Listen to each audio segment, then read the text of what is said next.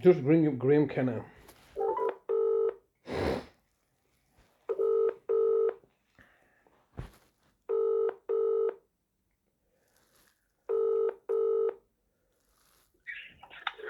This is the voicemail of Graeme Kenna from the Legal Department for Adult Services in Bradford Council. Please leave a message and I will get back to you. After you've finished your message, just hang up, or to hear more options, please press 1. Yes, hello, Mr. Kenna. It's Mr. Hussain here, once again leaving yourself another daily message, as I have been doing so since the 10th of October 2023, and today is 17th of June 2024, and the time is around about coming to 3:30, and today is the religious day of Eid. I rang up the care home to try to speak to my brother. You, the local authority, have clearly given instructions to the care home to refuse me to have any contact with my brother, considering the fact that the short limited period of time that I had spoken to my brother, the first thing he told me was and expressed the fact that he's being, tortured and held hostage and imprisoned in your care facility, and then subsequently is that he's basically articulating his grievances to me as his confidant brother and his carer and his nearest relative or next of kin. He's articulating these concerns to me, and then subsequently you're looking to basically silence him, and it's too late. I think the horse has already bolted. I think the idea, the fact that you're now gonna undo something, you're just digging yourself deeper into your own pit of misery here. The horse is already bolted. My brother's already told me what you've been doing to him, and now you're insisting the fact that you're going to try to silence him as you had silenced my other brother a decade ago. I mean, this is just deja vu. That things are simply repeating themselves.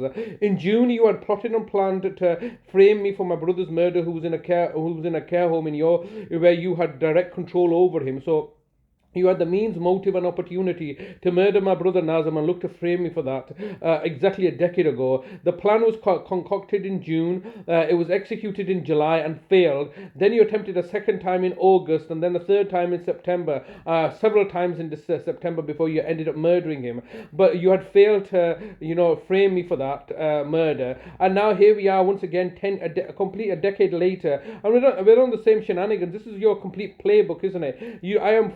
I'm fully versed with your playbook, considering the amount of time and experience that I have undergone over 25 years of dealing with your lies and deceptions and your criminal villainous actions. I'm reminding myself that the original time you arrested me for what was a physical abuse of the people in my care was in December 2002. So that's over 22 years ago. That's when you originally arrested me. So you got me for physical abuse. It didn't hold water, and it got thrown out and not pursued by the police, whom you had instructed. So you got me for physical abuse. Then you've attempted to, a decade ago, to frame me for my brother's murder. After you murdered him, you failed to frame me for that murder, and then subsequently chose to criminally convict me for financial abuse. And that's an easy one to pull from yourselves, because you got everybody involved, and you were salivating for the money that was in my family trust fund that you've taken. So you tried to get me for physical abuse. You got me for financial abuse,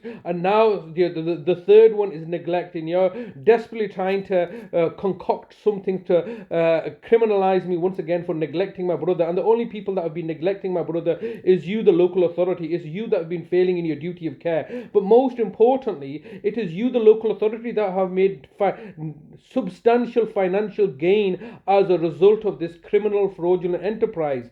For it's now you stopped paying him £410.70. That was what my brother was entitled to.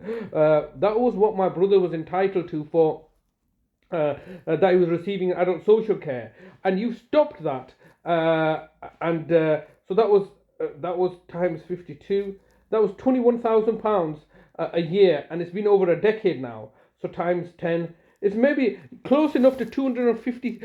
£250,000 that you've managed to save over the last 10 years while you basically utilized me to provide the support services while you've been running around, trying to figure things out effectively. You know, and I know you're in uncharted territory. You've never done this before, and this is quite right. This works in my favor. Of course, being paid £1 million a week is uncharted territory too, and you're traversing the uncharted territory deliberately. You didn't have to do this. You're effectively saving £410 and 70 pence a week that you should have been paying, so you had stopped since July, August 2012, over 12 years ago. So you're saving money every day and then ultimately plundering my trust fund, which had over £500,000 in there. You've bought off the judges and the judiciary in order to achieve your objectives, and now on this day of Eid, you're preventing me from visiting my brother or seeing my brother because you know the fact that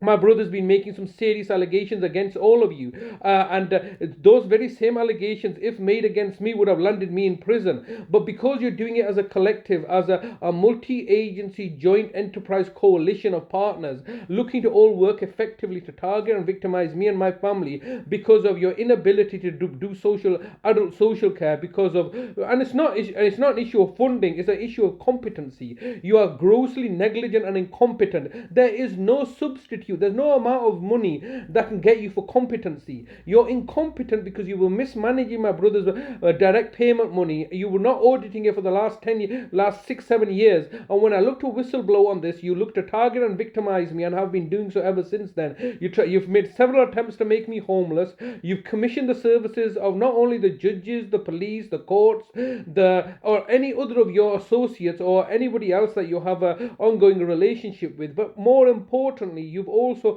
co-opted and commissioned the services of my own blood relations. My own siblings have now working for your agenda. My own nieces and nephews are working for you and taking instructions from you. My own friends have turned against me because this is how you do things. You socially isolate people and buy off everybody through fear, intimidation and tyranny, all sorts of other techniques that you're employing, all just wasting your own time, because all you're doing is digging yourself deeper into that ditch that you are looking to target and victimize me, looking to persecute and oppress me, and playing this dirty little shenanigans and tactics. There is no court order for deprivation of liberty of my brother. I was not involved in this, and if there is a court order, it's an instrument of fraud. Like all your court orders are instruments of fraud, aren't they? They're all instruments of fraud because you buy off the judiciary, and this is the most serious and challenging allegation of all. You undermine the British justice system so you can maintain your respectability when through lies and deceptions. You're basically made the judges into prostitutes and then expect me to honor them. They are completely dishonorable because they are selling their services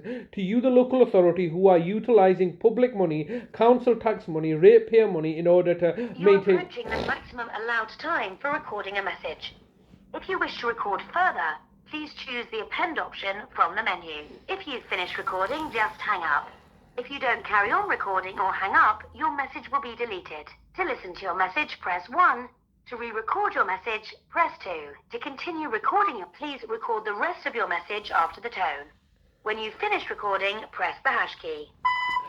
Yes, Mr. Kenna, time is getting the better of me once again, so I'm going to look to wrap this up. Today is Eid. I want to speak to my brother on Eid. You're denying me access to speak to my brother, even on the telephone, which is a complete violation of not only my brother's rights, but my human rights to speak to my brother on Eid day. This is a city of culture. You misappropriating culture to make money and gain for yourself. You're torturing and humiliating and degrading me, and in the process, you're also torturing and humiliating and degrading my brother. You can't justify your actions. This is one of the reasons that you're acting with cowardice and hiding behind the corporate veil, refusing to engage with me, telling me to put things in writing so you can use that as evidence against myself to further degrade and humiliate me while you look to buy off judges and the judiciary in order to maintain your status quo. Your house and cards, your badly put together house of cards is fast falling apart. Reached the maximum time available for recording your message. To listen to your message, press 1.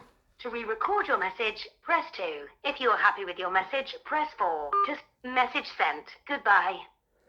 All lies. All look, the badly putting together a narrative and a agenda that we're looking to act with, sobriety. When the reality is that they're just lying, cheating. This is one of the reasons they don't want to talk to me. Come into the public forum. Obviously say things on a public record. I'm saying everything. I'm publicizing it. I stick to my words. They're not like these cowards that hide behind their positions of authority. It's all the local authority have lost all legitimacy to govern. They're supposed to be governed by. It's supposed to be governed with the consent of the governed, and the reality is that they have lost all legitimacy to govern because they are torturing and murdering weak and vulnerable people in order to maintain the status quo narrative that they're authority. Completely pathetic.